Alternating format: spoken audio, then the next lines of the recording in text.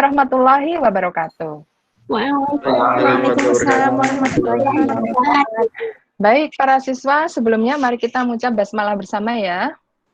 Bismillahirrahmanirrahim. Ya, baik para siswa, langsung saja ya kita masuk ke rangkaian RLC. Karena waktunya ini luar biasa, kita nggak sampai 1 jam loh ini, malah berkurang lagi tadi tuh karena nunggu yang hadir.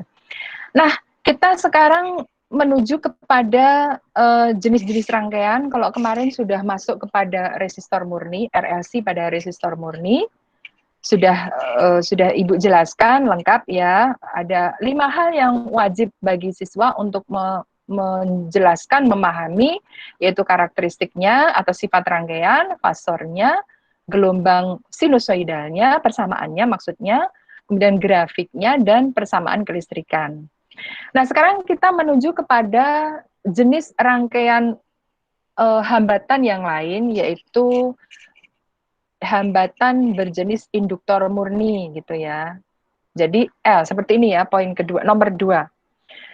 Jadi, oh iya, yang nomor pertama tadi saya lupa menyampaikan, nih, ada kata kalau resistor murni, itu dia rangkaiannya bersifat resistif. Sebentar nih, kalau pakai words memang begini ya, rangkaian bersifat resistif ya.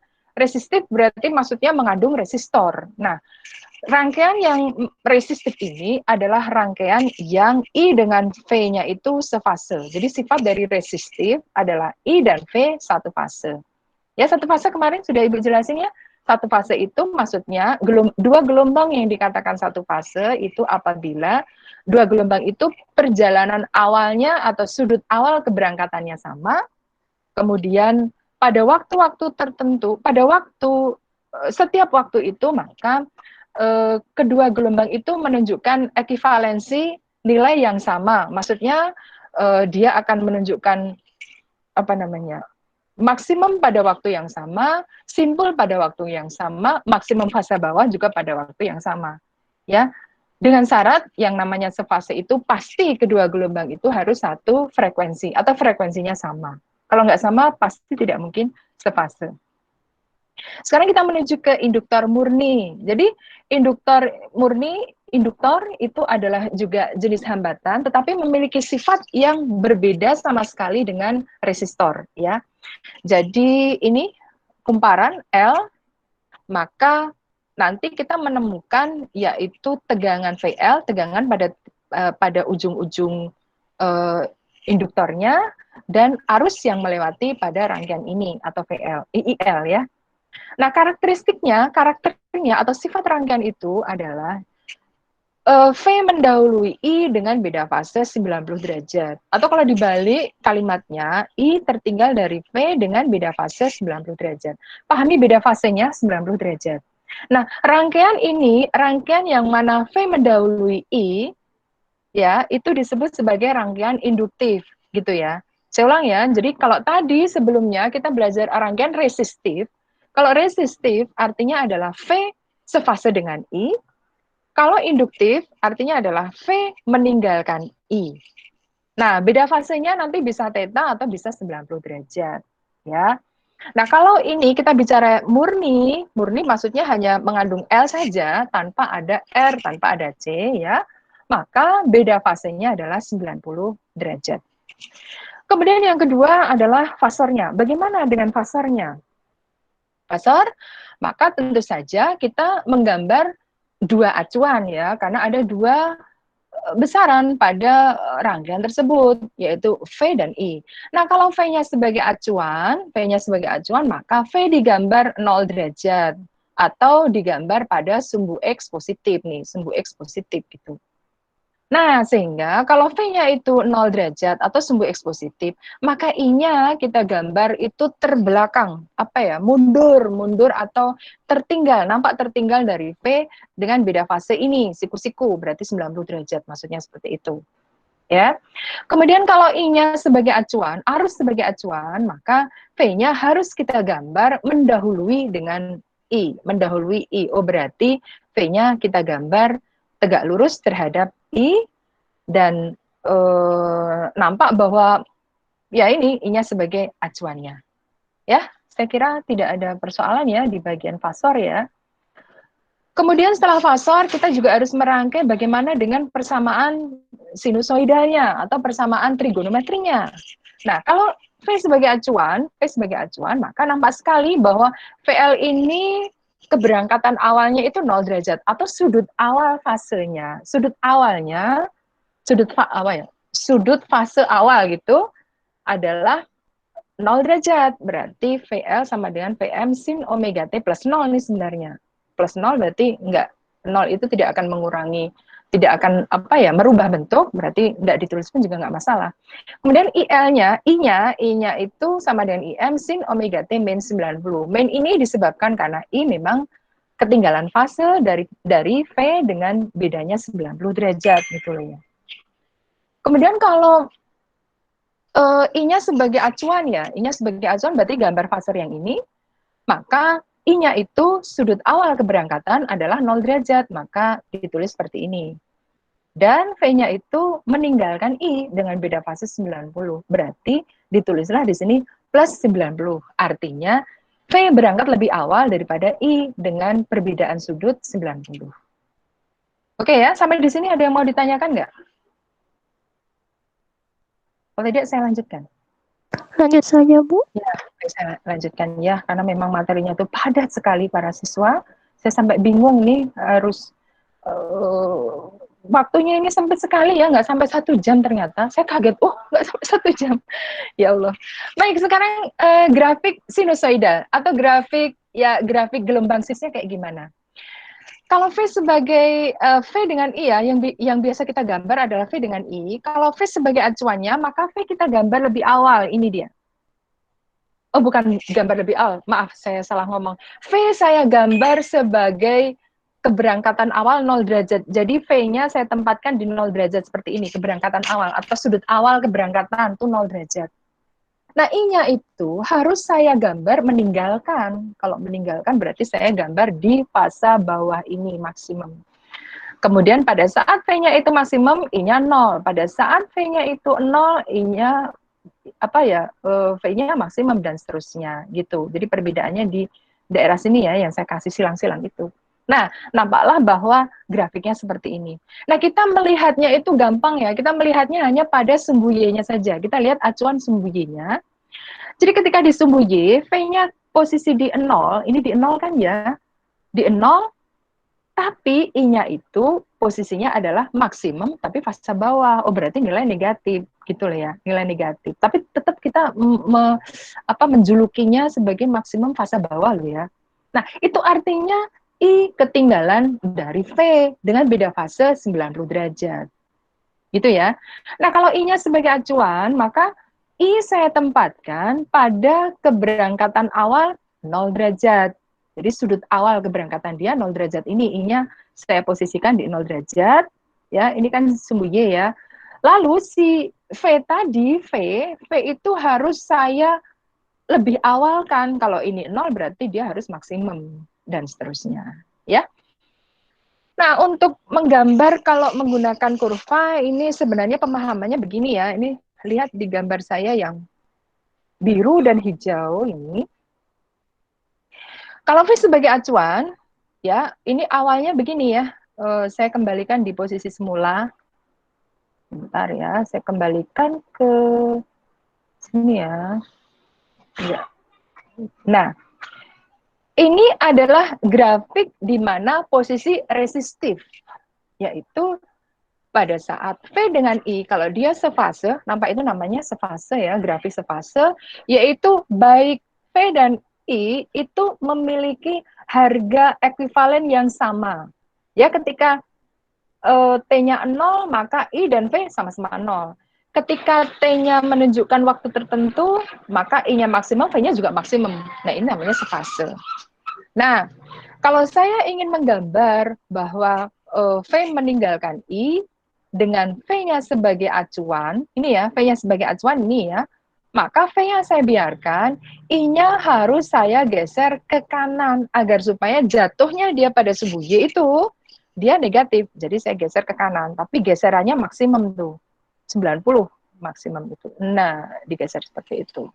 Nah, sekarang nampak kepada kita bahwa ketika V-nya itu 0, saya biarkan dia 0, tapi si I-nya itu dalam posisi yaitu maksimum fasa bawah. Berarti nilai negatif, ini kan negatif tuh gitu loh maksudnya.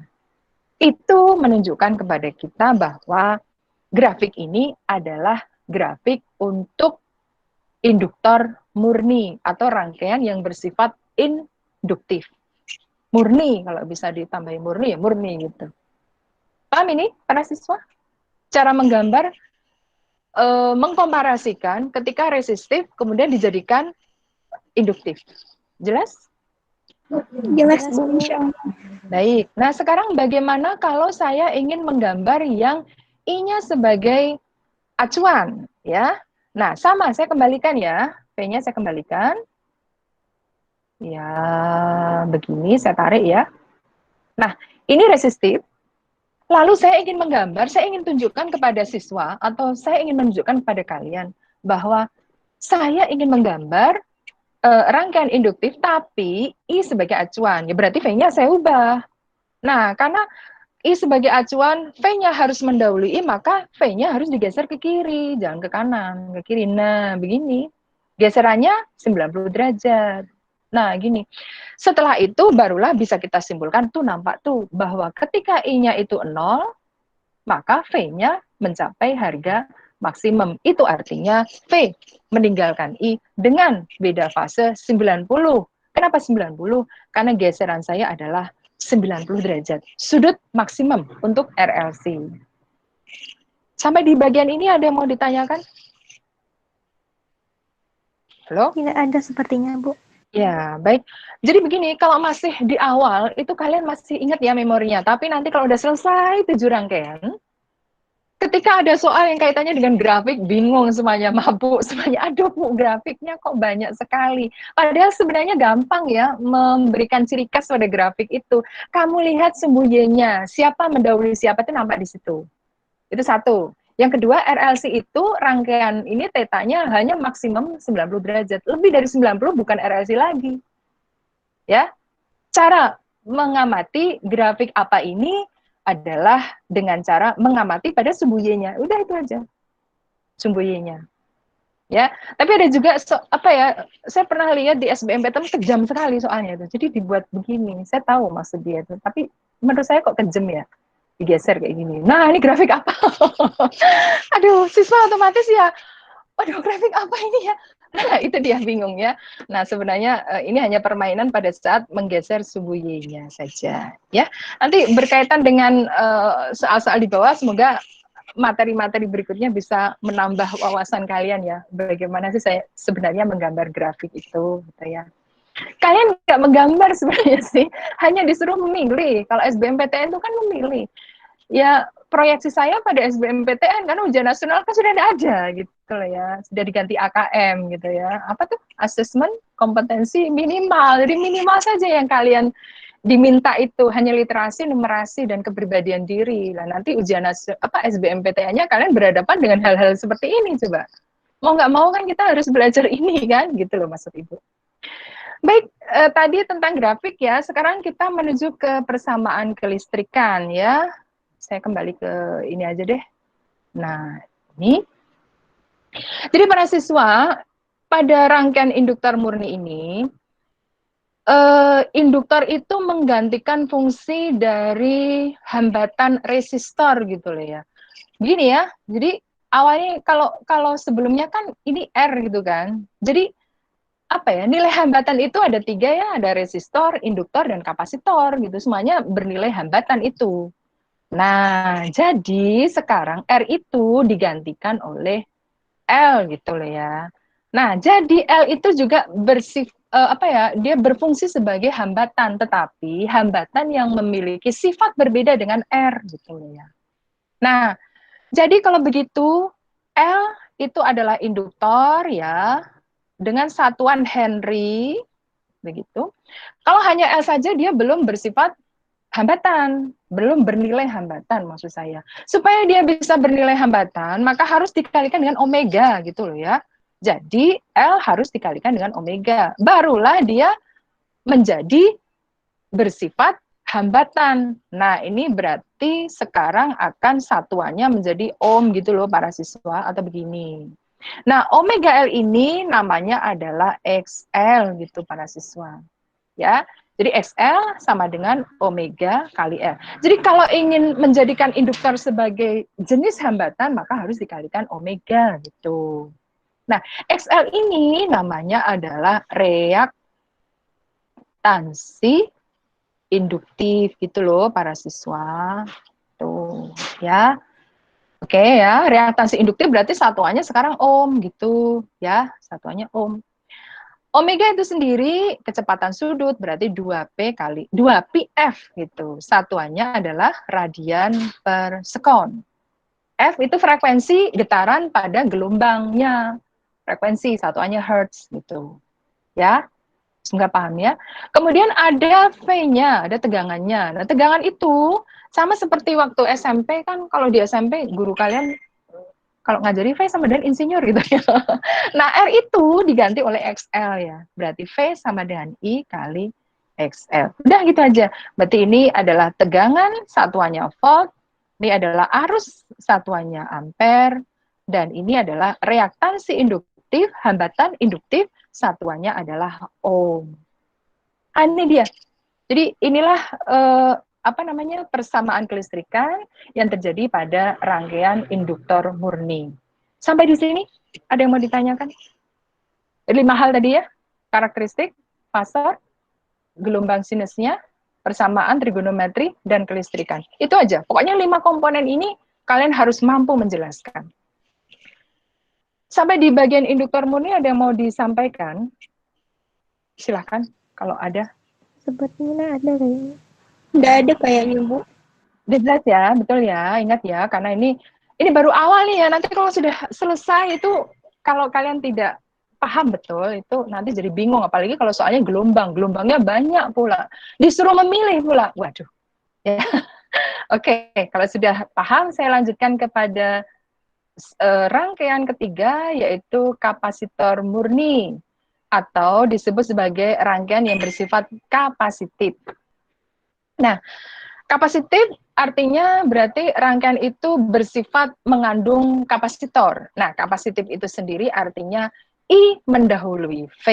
Itu artinya. Ya, jadi saya ulang ya. Jadi ada resistif, ada induktif, ada kapasitif. Resistif, V dengan I sefase. Induktif, V meninggalkan I. Kapasitif, I meninggalkan V. Itu aja sih perbedaan dari ketiga arti makna kata tersebut. Ya. Jadi saya mulai dari karakteristik untuk kapasitor murninya. Ya, aduh sampai susah ngomongnya. Sifat. Jadi karakteristik untuk rangkaian kapasitor murni adalah I meninggalkan V dengan beda fase 90 derajat. Beda fase 90 derajat. Nah, ini jadi ada satu kapasitor, tidak hanya satu ya. Pokoknya nilai dari hambatan itu digantikan oleh kapasitor. Gitu aja. Kemudian kalau kita balik gitu, maka V tertinggal dari I dengan beda fase 90 derajat. Jadi kalau murni beda fasenya 90 derajat. Kalau nggak murni, ya berarti nggak 90 gitu loh ya. Nggak murni artinya apa? Ya artinya nanti ada resistornya gitu. Itu berarti nggak murni gitu loh ya. Semoga paham ya Mas Ibu ya. Saya hapus lagi nih ya supaya nggak mengganggu. Nah, saya teruskan. Fasornya bagaimana? Fasornya itu berbanding terbalik dengan induktor murni. Jadi kalau V sebagai acuan, maka V digambar pada X positif atau 0 derajat, I-nya ke atas. Itu menunjukkan bahwa I meninggalkan V. Beda fase 90. Kalau I sebagai acuan, maka I pada sumbu X positif atau 0 derajat, maka V-nya digambar mundur ke belakang, atau dengan kata lain, gambar ini menunjukkan bahwa V ketinggalan 90 derajat terhadap I. Itu fasornya. Ya. Kemudian persamaan sinusoidalnya atau persamaan matematikanya. Untuk fasor yang ini atau V sebagai acuan, maka tentu saja V-nya itu dijadikan sebagai acuan berarti plus 0 derajat. Atau artinya sudut keberangkatan dari tegangan itu adalah 0 derajat. Berarti kita mulai dari 0 derajat maksudnya. Kemudian I-nya itu sudah meninggalkan dia lebih awal, jadi 90 derajat, berarti plus 90 derajat. Ini gambar fasornya. Lalu kalau I sebagai acuan, maka gambarnya seperti apa ya? Gambar fasornya seperti ini 0 derajat, berarti keberangkatan awalnya I-nya plus 0 derajat. Kemudian VC-nya, tegangannya itu dikurangi 90 karena dia ketinggalan. Nah, seperti ini. Ya, itu adalah persamaan gelombang sinusoidal atau persamaan matematikanya, trigonometrinya. Sekarang grafiknya, grafik yang sudah jadi saja dulu ya. Kalau V sebagai acuan, berarti V saya tempatkan di keberangkatan awal 0 derajat, I-nya harus saya dahulukan, atau I-nya harus saya tunjukkan dia lebih awal atau memiliki harga maksimum, berarti saya maksimumkan dibandingkan dengan V. Jadi nampak di sini, ketika V-nya 0, I-nya kondisinya maksimum. Berarti V, berarti apa ya? Berarti I meninggalkan V dengan beda fase 90, ya.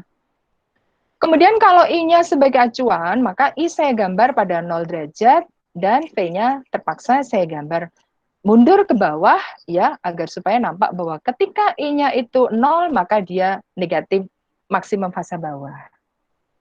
Nah, ketika kita menggambar atau mengkomparasi dengan resistif ya, maka sama ya kalian lihat gambar saya yang sebelah kanan itu. Yang bagian atas dulu, kalau V sebagai acuan, maka saya kembalikan ya posisi gambarnya sebelumnya, saya kembalikan. Awalnya begini, awalnya adalah resistif. Kalau saya ingin menunjukkan V sebagai acuan, maka V saya biarkan 0 derajat pada sumbu Y itu, lalu I-nya harus saya geser sebelah kiri, agar supaya nampak buat kita bahwa I meninggalkan V dengan beda fase 90. Nampak sekali sekarang bahwa ketika V-nya itu 0, maka I-nya dalam kondisi maksimum. Itu artinya I meninggalkan V dengan beda fase 90. Kenapa 90 derajat? Karena geserannya memang 90. Geseran maksimum untuk RLC. Kemudian bagaimana kalau I sebagai acuan? Saya kembalikan grafiknya. Sabar ya, saya kembalikan grafiknya. Ini saya sudah pakai i7 nih, padahal nih ya, kayaknya harus pakai Ryzen kayaknya ya. Nah, ini dia. Ini adalah keadaan resistif. Lalu saya ingin menunjukkan kepada kalian bahwa I pada posisi acuannya, lalu V-nya itu digeser ke sebelah kanan atau kiri nih, gesernya nih. Kanan ya, agar supaya nampak sekali bahwa V-nya itu kondisinya adalah maksimum fase bawah. Jadi ketika I-nya itu 0, maka V-nya itu kondisinya adalah maksimum fase bawah atau negatif gitu. Ya. Ini baru apa ya, grafik yang sampai pada bagian ketiga. Ini nanti kalau sudah 7 rangkaian kamu jangan bingung lagi. Pokoknya intinya adalah kamu lihat di bagian sini sebagai acuannya. Jadi sumbu Y-nya. Kamu lihat posisi pada sumbu Y, itu syarat pertama. Kemudian yang kedua, geseran itu tidak boleh lebih dari 90 derajat. Sampai di bagian sini ada yang mau ditanyakan?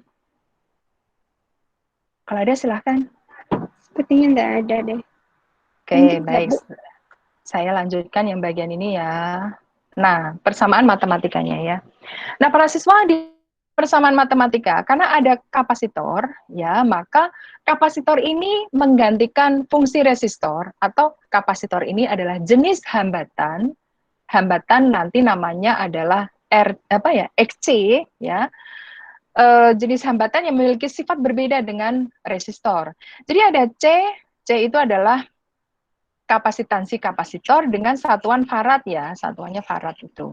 Atau F besar gitu ya.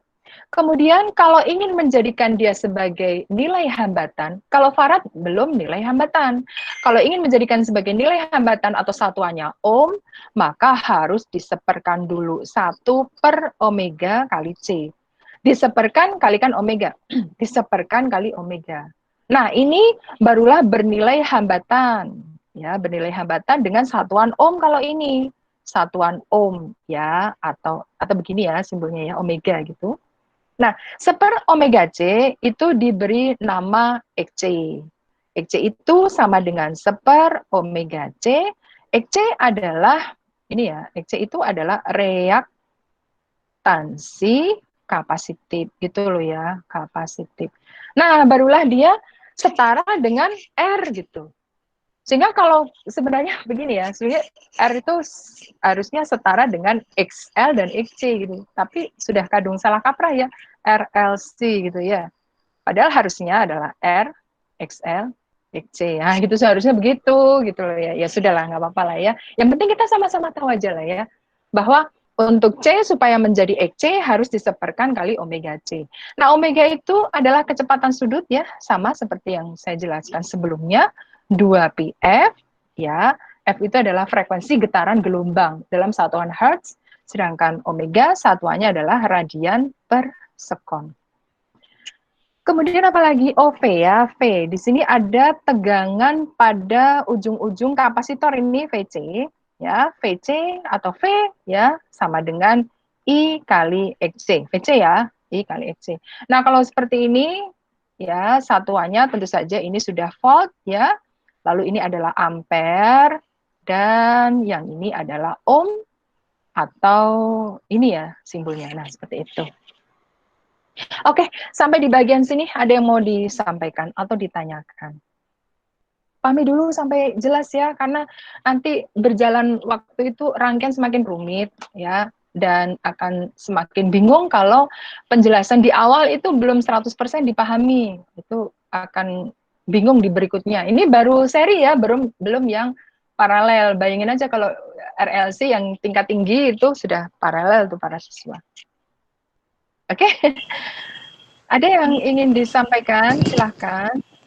Bu, maaf. Ya, Berarti untuk mengingatnya ini dipahami karakteristik dari ketiga rangkaian ini ya, Bu? Iya, makanya pertama kali saya semacam menggunakan piramida ya. Awal dasarnya itu karakteristiknya dulu, lalu fasornya. Kalau ini bisa berbolak-balik aja sih antara fasor, persamaan gelombang, lalu grafiknya itu bisa berbolak-balik. Tapi karakteristiknya itu adalah hal dasar yang harus dipahami oleh siswa. Pertama kali harus paham dulu ini. Kalau murni gimana? Oh, fasenya 90. Kalau kapasitif gimana? Oh, I meninggalkan P gitu. Jadi rangkaian ada resistif, induktif, kapasitif. Gitu, ya. Jadi karakteristik dulu memang harus makanya saya jadikan pokok A gitu ya. Hal yang pertama kali harus bisa dijelaskan kepada kalian bahwa karakteristik itu memang harus nomor satu diutamakan. Ya, begitu jawaban saya. Ada yang ingin lagi ditanyakan? Kalau tidak, saya lanjutkan untuk yang seri sekarang. Ini baru murni ya. Baik. Oke. Saya lanjutkan ke yang seri ya. Nah, seri berarti pertama kita meninjau seri RL. Jadi ada dua jenis hambatan yang dirangkai menjadi satu, yaitu R dengan L. R adalah resistor, L adalah induktor. Tapi ingat, L di sini belumlah bersatuan omega. Ya, belum bersatuan ohm ya, omega ya, betul ya. Astagfirullahaladzim, kemana-mana saya ini, ya Allah. La haula wala quwata illa billah. Jadi L ini, kalau baru L saja, berarti belum setara dengan R gitu loh. Maksud saya, kalau R itu kan satuannya ohm ya. Nah, gitu, omega gitu kan. Nah, kalau L itu belum satuannya ohm, jadi supaya menjadi ohm, maka harus jadikan XL. Apa itu? Omega kali L. Baru ini adalah satuannya ohm gitu loh para siswa. Jadi hati-hati, kadang-kadang di SBMPTN pun juga sengaja dipasang begitu ya, R sama L gitu, dengan angka-angka ya. Kalau siswanya nggak paham konsepnya dengan baik, atau belajarnya separuh-separuh, setengah-setengah gitu ya, pastilah langsung dikali-kalikan seperti enak aja gitu ya, nggak bisa seperti itu ya para siswa. Ya sekali lagi harus diingat bahwa R itu ya kalau ingin setara dengan R ya berarti XL dan XC gitu para siswa ya. Saya lanjutkan. Pertama kali berarti karakternya. Nah, R dengan L berarti ada R di sana, tetapi rangkaian masih bersifat induktif. Induktif artinya V meninggalkan I, artinya seperti itu. Tapi karena ada R, ya, maka beda fasenya bukan 90 tapi theta. Ya, nggak paham ya?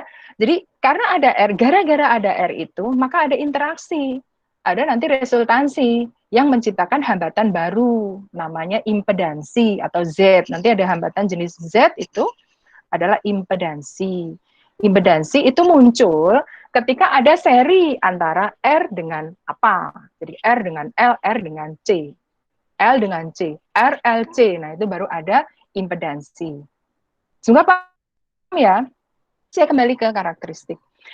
Jadi karakteristik rangkaian seri RL, dia bersifat induktif, tetapi beda fasenya theta derajat. Beda fasenya adalah theta. Saya ulang ya. Jadi induktif artinya V meninggalkan I, tapi beda fase theta, bukan 90 karena ada R-nya. Atau kalau kita balik ya, maka I tertinggal dari V dengan beda fase theta, gitu para siswa. Ya, semoga paham ya. Saya lanjutkan, fasornya sekarang. Nah, tadi saya mengatakan bahwa ada yaitu hambatan baru sebagai pengganti R, bukan pengganti ya, sebagai resultansi dari R dengan XL, yaitu Z atau impedansi. Maka pada fasornya ini harus hati-hati ya. Bayangin ini masih seri aja seperti ini loh. Apalagi kalau apa paralel tuh, waduh paralel rumit ya. Tapi aduh kalau udah menyukai itu seneng-seneng seneng-seneng aja sih. Sehingga saya dulu RLC itu apa ya mata kuliah yang saya sukai banget ini ya. Saya lanjutkan ya. Jadi pertama kali yang harus kita pelajari fasornya adalah ini, fasor hambatan dan tegangannya dulu kalian pelajari ya. Setelah itu baru kemudian fasor V dengan I gitu para siswa. Ya, kalau sebelumnya kan langsung saya hajar nih ya, fasornya antara V dengan I. Lihat nih, V dengan I langsung. Tapi di bagian seri ini harus kita pelajari dulu fasor hambatannya bagaimana, fasor tegangannya bagaimana. Karena karakternya beda-beda mereka itu. Begini ya. Para siswa di bagian ini, di bagian gambar ini, maka nampak oleh kita ada dua jenis hambatan, yaitu hambatan R dan hambatan XL gitu. Nah, maka kalau fasornya itu kita temukan atau kita gambarkan, gambarnya seperti ini fasornya, gitu loh para siswa. Nah, ini dia. R itu selalu digambar sebagai acuan. Jadi pada 0 derajat R itu perjanjian kita ini ya, digambar sebagai acuannya. Nah, kemudian XL itu digambar mendahului R dengan beda fase 90 gitu para siswa. Nah, hasil resultansi dari karena R dengan XL itu adalah fasor, jadi mereka juga memiliki resultansi yang harus dijumlahkan secara vektorial sebenarnya ya, bukan fasorial ya, vektorial gitu ya, karena kita mengenalnya faktorial ya. Jadi diresultansikan secara vektorial gitu. Nah, artinya ini kita resultansikan buat jajar ginjang ya kayak gini. Nah, ketemulah Z ini. Ya, ketemulah Z. Z itu adalah hasil interaksi antara fasor R dengan fasor XL. Hindari kata vektor ya, karena kita bicara RLC, jadi kita ngomongnya fasor. Saya ulang ya, Z itu fasor yang terbentuk akibat dari interaksi fasor R dan fasor XL. Nah, nampak sekali bahwa Z ini menyimpang dari sumbu X positif dengan beda fase theta, gitu loh ya. Itu masalahnya. Sehingga dengan demikian, gara-gara ada R ini, maka sudut penyimpangannya tidak 90, tetapi theta gitu ya. Nah, tegangannya bagaimana? Tegangannya berarti ada 3, yaitu tegangan pada kutub hambatan, tegangan pada kutub induktor, dan tegangan total atau VRL atau V total gitu ya. Nah, berarti sama. Tegangan VR kita gambar pada sumbu X positif atau 0 derajat, VL meninggalkan VR ya sesuai dengan fasornya ini, sesuai dengan fasor XL, maka V totalnya sebagai interpretasi dari impedansi dia gambarnya juga sama seperti impedansi. Nah, jadi ini gambarnya ekivalen ya, sama ya. Ya, cuma nanti kalau dikalikan, ini kan kalau dikalikan I, ya, dikalikan I hasilnya adalah VL, V total, VR. Itu aja sih sebenarnya. Paham ya ini ya fasornya ya, fasor hambatan atau fasor tegangan. Jelas tidak? Jelas, Bu. Ya, baik, saya lanjutkan ya. Aduh, saya nunggu jawaban kalian. Nah, kalau begitu sekarang barulah kita masuk kepada fasor ini. V dengan I, gitu para siswa. Nah, V dengan I, kalau tadi sebelum-sebelumnya memang sebenarnya langsung kita fasor V dengan I ya. Nah, fasor V dengan I berarti kita lihat untuk yang ini ya. Sebentar ya. Nah, ini, yang ini, atau yang ini juga, yang inilah ya, yang ini. Maka, kita simpulkan bahwa V ini mendahului I dengan beda fase theta gitu ya, karena menggambar R adalah menggambar I atau menggambar VR. Begitu ya. Jadi kalau begitu, kalau V sebagai acuan, maka V-nya saya gambar 0 derajat, I-nya ketinggalan theta. Di bawah, mundur ke bawah. Kemudian kalau I sebagai acuan, maka kita gambar I-nya 0 derajat, V-nya meninggalkan I dengan beda fase theta. Nggak sampai 90 derajat, karena ada resultansi dengan, antara R dengan XL, atau terjadi impedansi tadi. Nah, bagaimana dengan gelombang sinusnya? Ya, sama ya. Kalau V-nya sebagai acuan, maka plus 0 V-nya, kemudian I-nya dikurang theta. Ini ya, I-nya dikurang theta. Kemudian kalau I sebagai acuan, maka I-nya kita jumlahkan plus 0 derajat, maka V-nya saya tambahkan plus theta. Bagaimana dengan grafik sinusnya? Grafik gelombangnya, ini dia. Nah, jadi kalau V sebagai acuan, maka V saya gambar pada 0 derajat, I-nya saya geser, tetapi tidak sampai maksimum. Ya sedikit sekali lah geserannya tuh, nggak sampai maksimum ke sana itu, nggak sampai ke sini tidak. Tapi hanya sampai ke sini aja. Itu menunjukkan bahwa penggeseran itu tidak sampai 90, tapi hanya theta saja.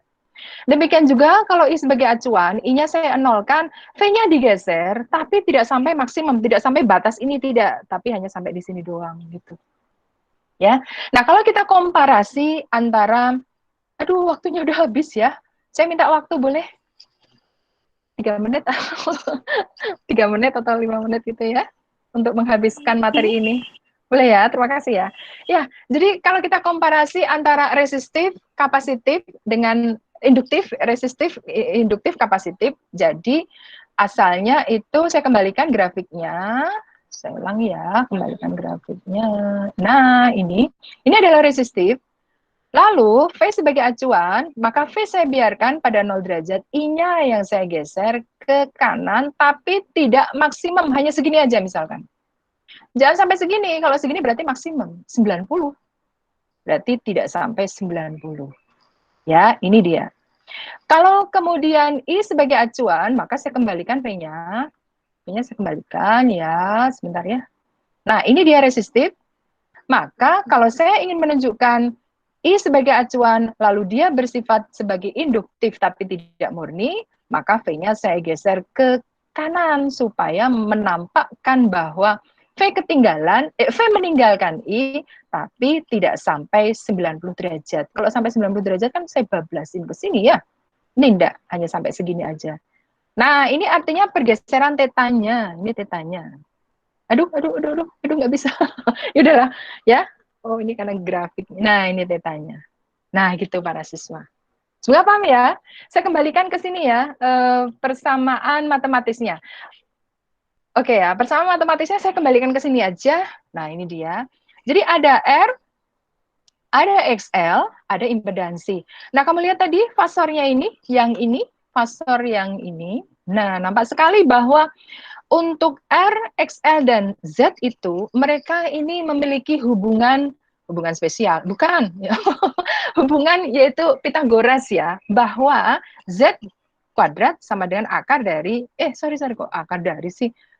Apa ya, saya sampai gugup ini ya, waktunya udah habis sebenarnya. Aduh, semoga guru berikutnya paham ya. R kuadrat ditambah XL kuadrat, itu dia.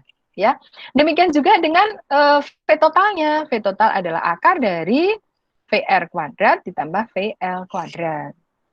Lalu jangan lupa ada XL ya. XL itu adalah omega kali L, omeganya adalah 2pi F dan seterusnya. Selesailah tentang persamaan matematis, persamaan kelistrikan untuk ini ya, untuk seri induktif. Oh iya, lupa saya. Berarti ada VR, ya, ada VR. VR adalah I kali R, kemudian ada VL. VL adalah I kali XL, ada V total. Nah, V total itu hasil resultansi dari VR dengan VL, berarti I kali Z. Nah, Z itu adalah impedansi hasil resultansi dari fasor R dan fasor XL. Oke, para siswa, ya, hanya ini saja yang bisa saya sampaikan. Untuk materi sudah semuanya saya posting di e-learning ya. Silakan kalian masuk ke sana dan silakan download dari link drive yang saya postingkan di e-learning. Semuanya sudah ada di sana. Barangkali dari saya cukup sekian saja. Saya ingatkan kepada kalian untuk selalu mentaati protokol COVID-19. Stay at home. Kalau tidak ada keperluan mendesak ya tidak usah keluar. Kalaupun terpaksa keluar ya gunakan masker, jangan lupa untuk selalu cuci tangan dengan menggunakan sabun, dan berjarak minimal 1 meter satu dengan yang lain. Para siswa, dari saya cukup sekian, kita akhiri dengan hamdalah ya. Alhamdulillahirrabbilalamin. Ya, sekian para siswa. Assalamualaikum warahmatullahi wabarakatuh. Waalaikumsalam warahmatullahi wabarakatuh. Waalaikumsalam warahmatullahi wabarakatuh.